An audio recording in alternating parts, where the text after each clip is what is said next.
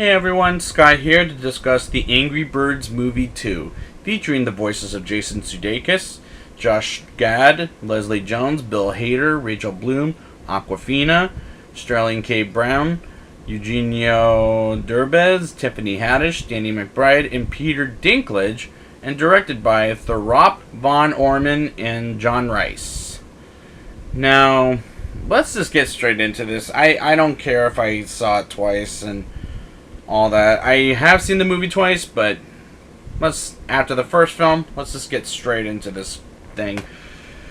We start this thing with Bird Island led by Red, returning voice of Jason Sudeikis, Chuck, returning voice of Josh Gad, and Bob, returning voice of Danny McBride, are at war with Piggy Island, led by Leonard, returning voice of Bill Hader. And remind me, how are they across from each other? I was having that problem from the get-go. In a land filled with Iceland,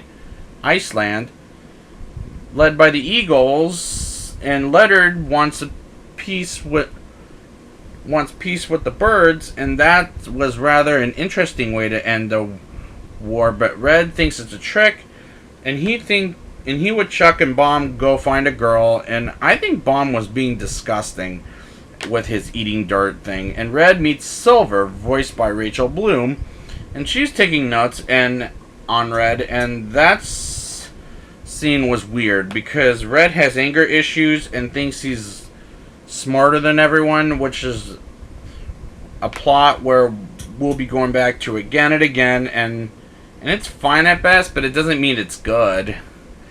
Leonard tells Red about the ice island. After the little pieces of ice, they get the little pieces of ice, and Red is reluctant at first but agrees to help Leonard. And Red hires Leonard and his two pigs, Courtney, voiced by Awkwafina, and Gary, voiced by Sterling K. Brown, Chuck, Bomb, Mighty Eagle, returning voice of Peter Dinklage, and Chuck's sister Silver. Remember her from earlier? I will admit, I didn't when I first saw this movie. And Red is bugging the daylights out of me because, like I said earlier, he's selfish and he thinks he's the leader. And I did like the fact Leonard and the pigs have a submarine. I thought that was pretty cool. But what did annoy me was it goes back and forth with the main characters and Terrence and Matilda's three cute little birds, as goes say their three baby sisters, and eggs, and that annoyed me almost half to death.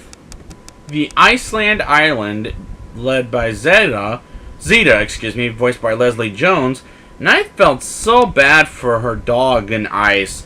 I was like, aww, her daughter / assistant Debbie, voiced by Tiffany Haddish, with Zeta are just okay villains / anti-heroes. Yes, we'll get that spoiler later on. And this plot is fine at best. At one point, the Mighty Eagle had a romance with Zeta, and he has a real name, which is Ethan, and I found that pretty funny, as she was going to marry him until he ditched, and that's when I thought she's misunderstood. I did like that as the arc. The main characters made a puppet eagle named Harvey, and I'm a little so-so on that disguise. And the fact they made him behind Red's back is rather bizarre, particularly since they get past the Eagle guards, was rather interesting in an odd kind of way. They grab the key to get into the secret weapon. They go into the bathroom and beat up the guard while going to the bathroom. And breakdancing with the Eagles was hilarious, but not too clever. And the Axel F song was rather good in a different theme, in a different movie, but it's cliched half to death here. Red and Silver get captured by Zeta, and she pulls off Red's cliche, which was hysterically clever, and I think I'm enjoying myself here, unlike last time, and Red is confessing he's putting himself in front of others. And they have 10 minutes until the Bird and Piggy Island turn into Eagle Island, and I'm having fun with it at this point.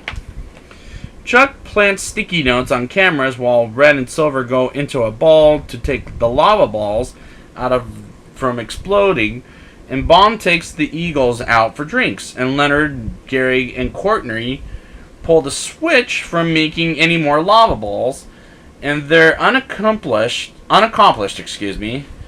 their mission, and they capture our characters until Ethan comes in and causes a distraction, with Chuck putting string on their weapon to stop the lava balls, and the kids come in with Piggy Kids, and Ethan realizes Debbie is his daughter, and with Zeta as the mother, and he saves them plus our main characters. So Zeta forgives Ethan and marries him, and Red gives him and Silver credit for saving the world, and this climax is very much fun in my opinion.